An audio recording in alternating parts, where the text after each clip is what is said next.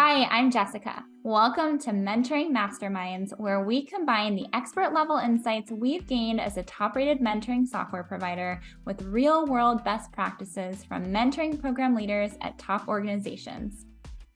In this video, we're going to touch on a topic that's super important right now: employee connection and loneliness. The loneliness epidemic is very real, and it's growing in our remote first work environment. Mentoring can help, but only if you structure your programs and mentoring relationships in a thoughtful and intentional way. First, be sure to like and subscribe so you know when we release new content every week. And now, let's walk through how to use mentoring to increase employee connection and reduce loneliness.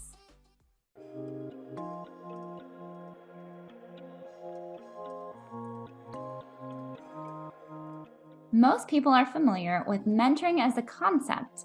However, when you mention mentoring at work, the default that comes into most people's heads is a senior level mentor working with a junior level mentee on career development and skills. That's a great mentoring dynamic to have, but it's not the only one you can create. Peer-to-peer mentoring is a great way to help alleviate some of the loneliness that comes with working in a remote environment. Peer-to-peer mentoring programs allow you to pair mentees that are at equivalent levels. The goal of the program can be learning-based or it can be engagement-based. That's up to the needs of your company and your teams. Peer-to-peer relationships can also reduce some of the stress or anxiety some mentees may have around performance when they're paired with a senior team leader.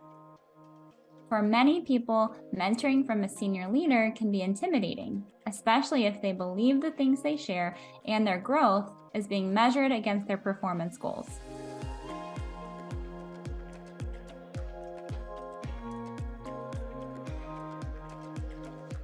Another way to use mentoring to increase employee connection is through group mentoring and mentoring circles.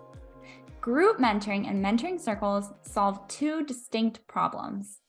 First, you may have issues at your organization attracting enough mentors for your mentees. In that situation, group mentoring is an effective format for maximizing the time of your mentors as they work with multiple mentees. Meanwhile, mentoring circles are often peer-to-peer mentoring relationships, where mentees take turns leading collaborative discussions. It's a win-win for everyone.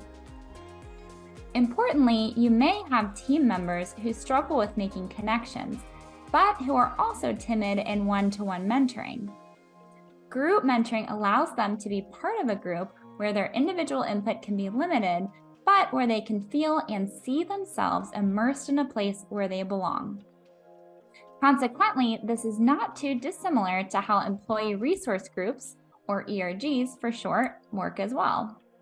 The only limitation with ERGs is that some employees may not have an ERG that they belong to or feel comfortable joining.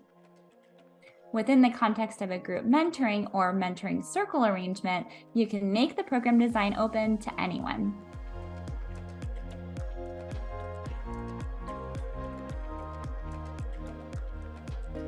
We just mentioned ERGs in the context of group mentoring, but let's circle back.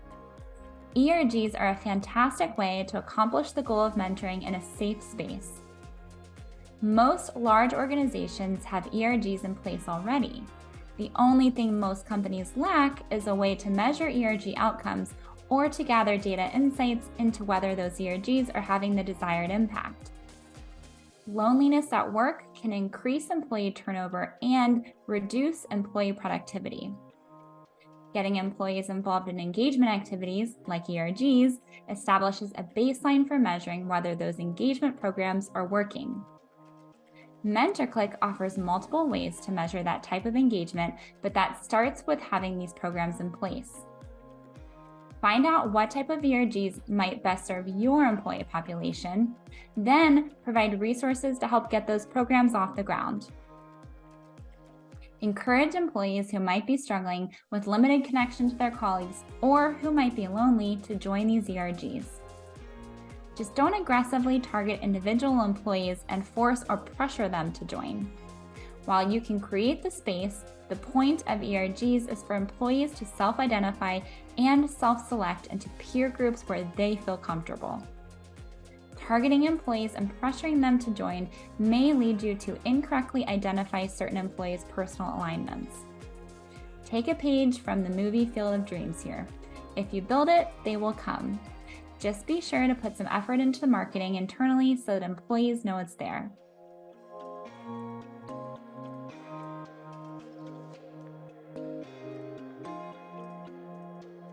It's far too easy to think of employee connection and loneliness as a soft issue in human resources. Executives often find this one of the hardest areas to track. However, using the right software can make engagement and mentoring programs trackable, and you can tie that data to measurable outcomes, including turnover and retention, productivity, and promotions. Our world is changing. People are connecting remotely more than ever, and it's fueling a loneliness epidemic that is impacting employee engagement. A Cigna report found that nearly 60% of all adults report increased loneliness. Those who report being lonely are also twice as likely to experience persistent stress, anxiety, and depression. These are all conditions that spill over into productivity, engagement, and retention. Simply enough, your company may not be the cause of loneliness, but when workers are lonely, you're going to feel the impact of that. However, when you put efforts into reducing that loneliness by boosting their connection to each other, you create pathways for success. To give you a good idea of what this looks like in practice, here's a member of our mentoring community sharing more about how their company uses peer-to-peer mentoring. Just talk us through what has changed at Nielsen as a result of these huge global changes in the world, and how has it impacted the strategy that you so elegantly put together pre-COVID and in things going on in the world? Yeah, like you said, it forced us to completely reevaluate. So specifically from a mentoring perspective and a D&I perspective, Kim and I and a team got together virtually at the beginning of the year as soon as we started to realize we were going to become a completely virtual company, to ask ourselves, what do our people need right now, right? And it became clear to us that creating connections and still staying connected at a human level was going to be really important for our people. We did listening tours with our employee resource groups, and we heard things like, I'm living in student or dormitory housing and I'm all alone. I don't have any friends or family where I am because I'm in a market where I've relocated for work. And helping that person be able to easily and quickly create a connection so that they still felt like they were part of the company, the office that they were a part of before, was important. And it helped us create and launch some new mentoring offerings specifically with that goal of creating a quick connection or staying connected with others who have shared interests or ideas or things outside of work that we could simply just stay connected to. We also heard from our people during those listening sessions about how work and life was all starting to blend together, and sometimes they just wanted and needed something that was a little bit different, that was more of a shared interest or connection they could create with other people. And that's where with Kim's leadership, we were able to spin up 2 brand new programs this year, specifically to meet those needs that we heard when we started doing these listening tours after we became a virtual company. How has remote work impacted the connection among your employees? Let us know in the comments below. Remote and hybrid work is here to stay. Employees have repeatedly shown in studies that they are not willing to give it up. Forcing people back into the office won't work, which means you'll need to get creative.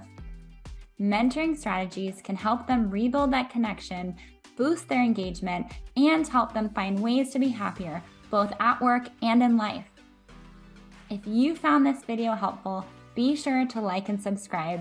And don't forget to visit us at MentorcliQ.com and follow us on LinkedIn for more mentoring program insights and advice.